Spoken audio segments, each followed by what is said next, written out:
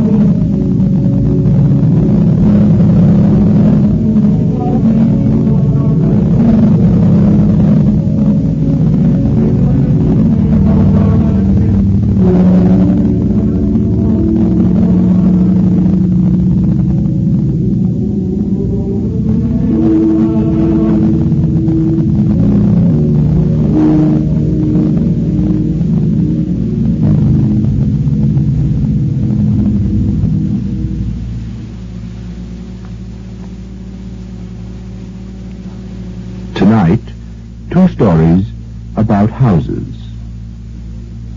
First, here is The Boarded Window by Ambrose Bierce.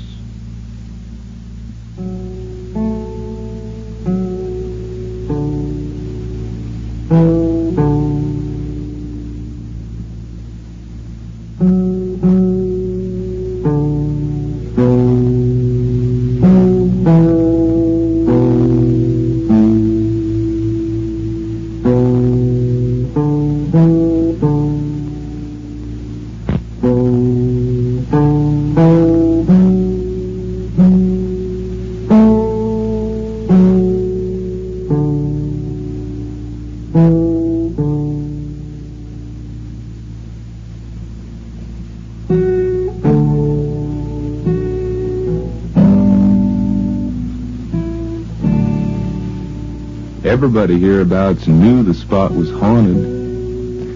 Kids used to run up and throw stones at the cabin and then head out of there. Said they'd heard a rifle shot ring at them, or the ghost of one. I used to go up to the cabin now and then. Maybe it was the mystery of the place. More likely the sadness. It said something sad about them times. I found out about the rifle shot, just an echo from the canyon if you throw a rock against the cabin. So you can hear it when I throw.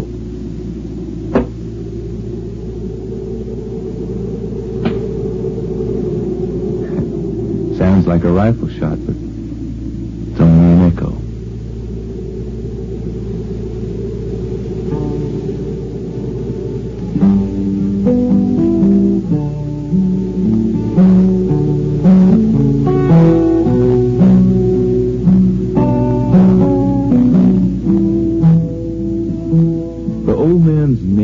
Said to be Murloc. As much as we know, he was one of the first to arrive out in these parts.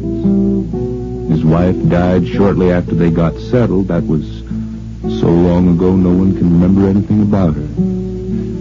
After that, he just lived on alone in the cabin.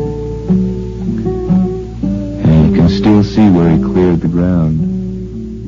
Trees never grew back. Made what little he needed off skin trading. Looks like he never used his clearing for growing anything. The whole story is just what you see. Cabin, clearing, and the 2 graves over there. One day they found him in the cabin dead. They couldn't tell for how long exactly. And they buried him alongside the grave of his wife. Well, that's about all there was, except for the window. And what I found out. The cabin has a single door and 1 window, boarded up. No one can remember a time when the window wasn't boarded up. Well, that was the mystery. The door is gone and the cabin's empty except for an old table no good for any use. But the window still keeps something out. I don't know if if what I'll tell you explains it, you can judge for yourself.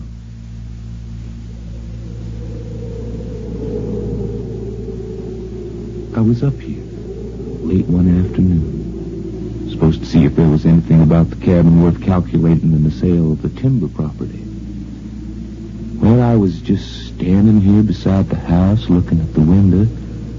Don't know what put the idea in mind, but I took up a stone and walked up to the window. Didn't take more than a few hits, and the boards began giving in, so as I could just push in from the bottom with my hand.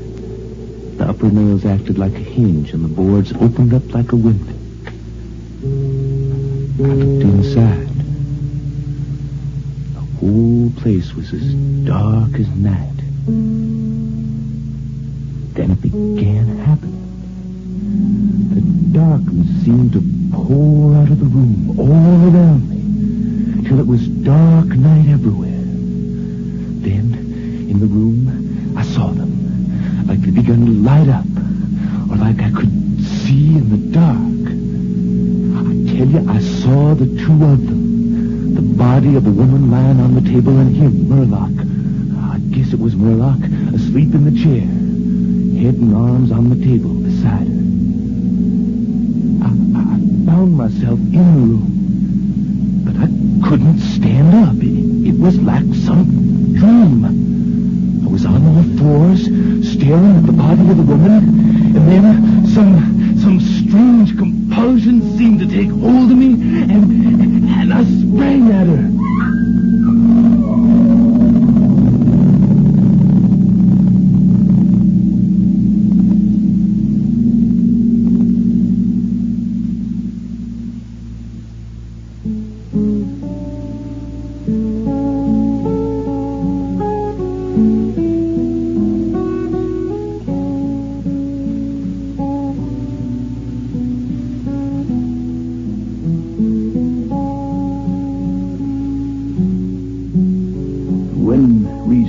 Here, long ago, Janice and me,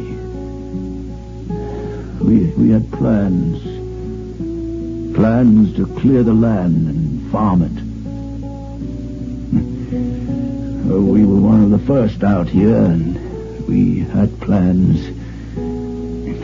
Later we'd go to Cincinnati, maybe, or further west, with the children as they came, seeing new things. That was the spirit then. She had it. She had it strong for a woman. She kept me afire with it. And it was a fire between us. No man ever loved that much, I thought. Janice.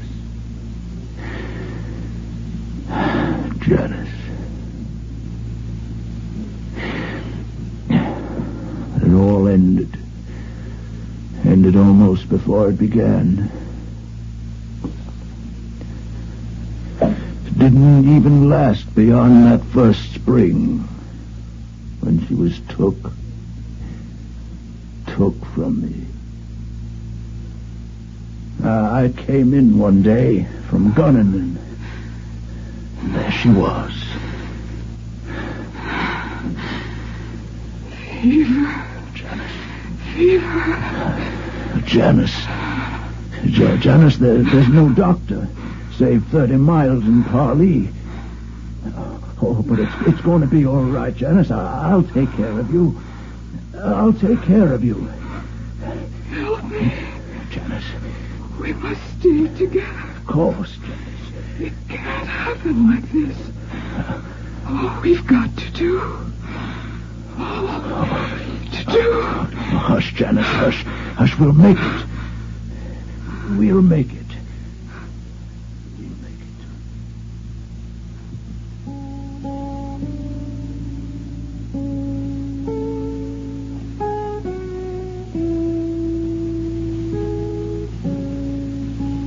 But in 3 days, she was gone. just gone. Janice. Janice.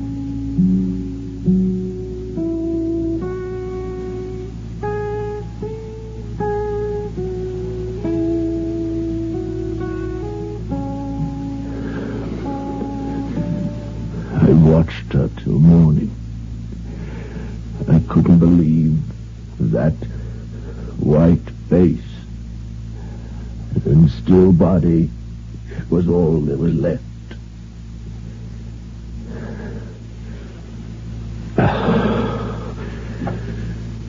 When the day came, seems I looked so long that all my feelings had gone too, gone with her.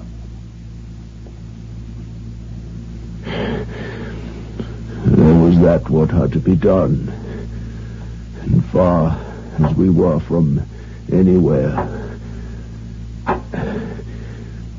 there was none to do it but myself. I hammered the boards into a box big enough.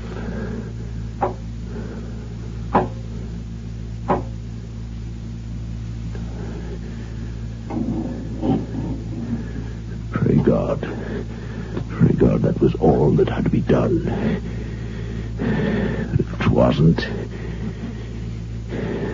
It wasn't, Janice.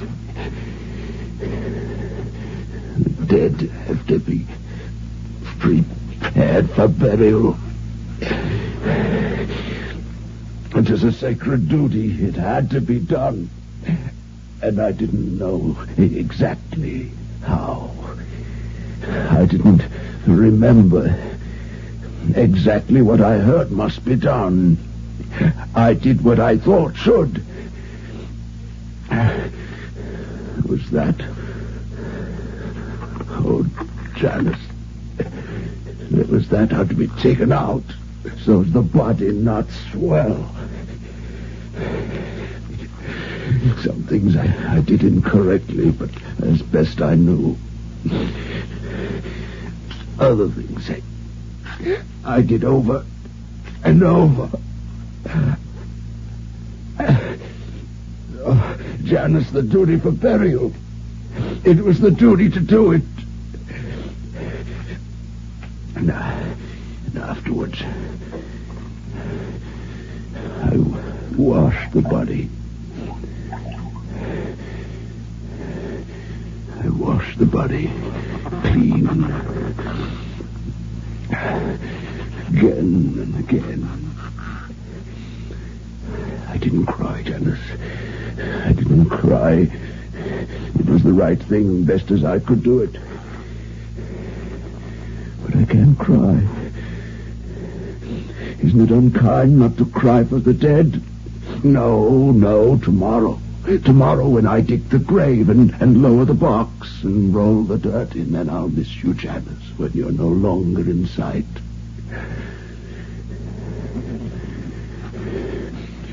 No. Now. It's all right. It must be all right.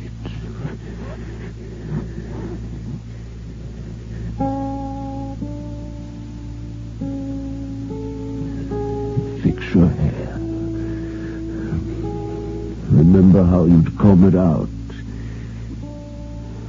Long golden hair. Then braid. I do it over and over till I get it right. The ribbon.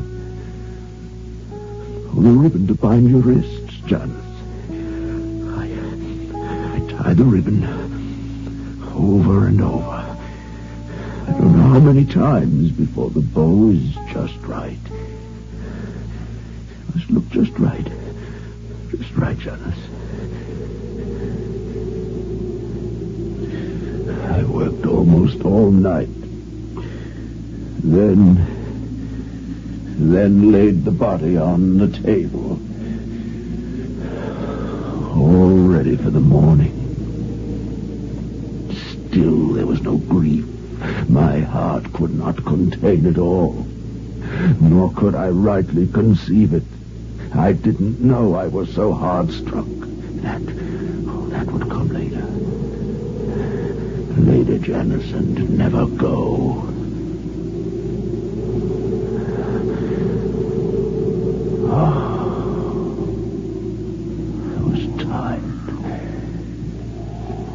I was tired.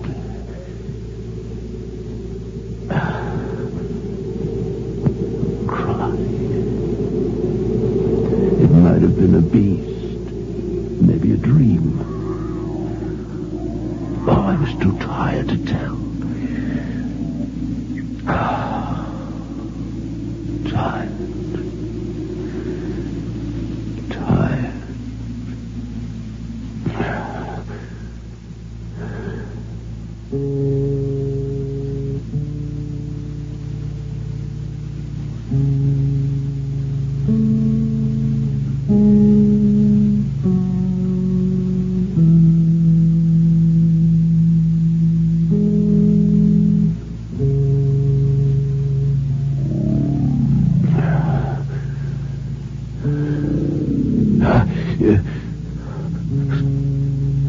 Suddenly something woke me.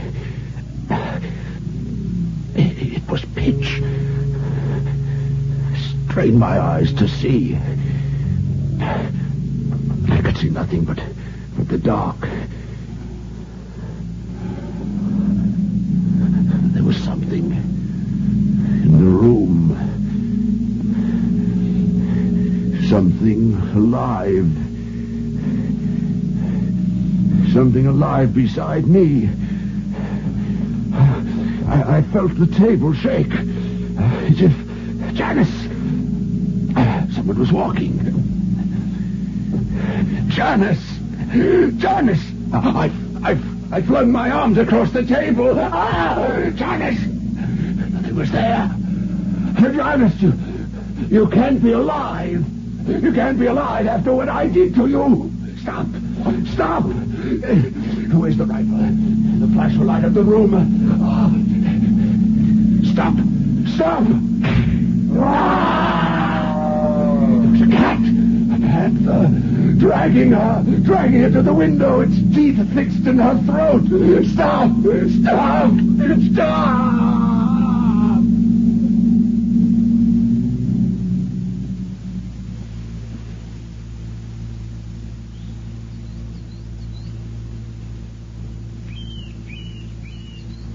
And when I returned to consciousness, the sun was high. The body lay near the window where the beast had left it. The clothing was deranged. The long hair in disorder. The limbs lay anyhow. From the throat, torn apart, a pool of blood. The ribbon with which I had bound the hands was broken. The hands were tightly clenched.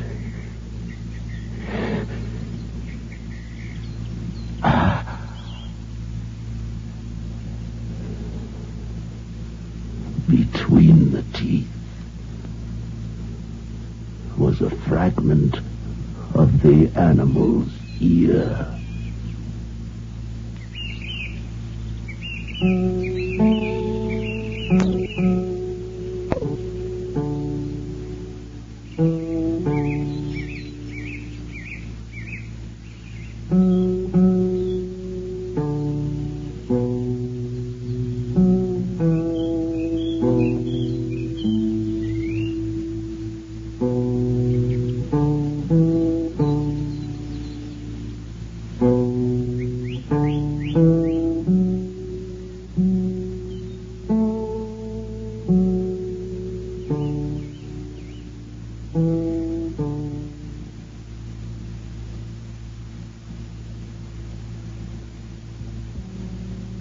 That was The Boarded Window by Ambrose Bierce.